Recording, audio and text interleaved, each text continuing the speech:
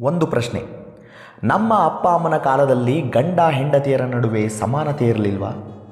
ಯಾಕಂದರೆ ಅಪ್ಪನನ್ನು ಬಿಟ್ಟು ಅಮ್ಮ ಒಬ್ಬಳೇ ಯಾವತ್ತೂ ಊಟ ಮಾಡ್ತಾ ಇರಲಿಲ್ಲ. ಅದು ಅವನ ಊಟವಾದ ನಂತರವೇ ಮಾಡ್ತಾ ಇದ್ಲು. ಅಪ್ಪ ಸಂತೆಗೆ ಹೋದರೆ ಅಲ್ಲಿ ಒಬ್ಬನೇ ಏನನ್ನೂ ತಿಂತಾ ಇರಲಿಲ್ಲ. ಮನೆಯಲ್ಲಿ ತನ್ನ ಹೆಂಡತಿ ಕಾಯ್ತಾ ಇರ್ತಾಳೆ ಅಂತ ಏನನ್ನಾದರೂ ತಪ್ಪದೇ ತರ್ತಾ ಇದ್ದ. ಅಮ್ಮ ಯಾವತ್ತೂ ತನ್ನ ಗಂಡನ ಎದುರು ಸರಿಸಮಾನವಾಗಿ ಕೂತಿದ್ದು ನೋಡಲೇ ಇಲ್ಲ. ಅಪ್ಪ ಯಾರ ಮುಂದೆಯೂ ತನ್ನ ಹೆಂಡತಿಯ ಬಗ್ಗೆ ಕೀಳಾಗಿ ಮಾತನಾಡುತ್ತಿರಲಿಲ್ಲ.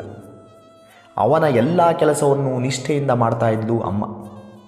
ಅಮ್ಮನ ತಿಂಗಳ ರಜೆಯಲ್ಲಿ ಮನೆಯ ಎಲ್ಲ ಕಾರ್ಯವೂ ಅವನದೇ. ಆದರೆ ಈಗ ಏನಾಗಿದೆ? ಸಮಾನತೆ ಎಂಬ ಪದದ ಅರ್ಥವೇ ಬದಲಾಗಿದೆಯಾ ಅಥವಾ ನಾವುಗಳು ಬದಲಾಗಿದ್ದೇವಾ? ಹೊಂದಿಕೊಳ್ಳಲು ಯಾಕೆ ಇಷ್ಟೊಂದು ಕಷ್ಟಪಡ್ತಾ ಇದ್ದೇವೆ? ಗಂಡ ಹೆಂಡತಿಯರ ನಡುವೆ ಸಮಾನತೆ ಎಷ್ಟು ಮುಖ್ಯವೋ ಹೊಂದಾಣಿಕೆಯೂ ಅಷ್ಟೇ ಮುಖ್ಯವಲ್ಲವೇ?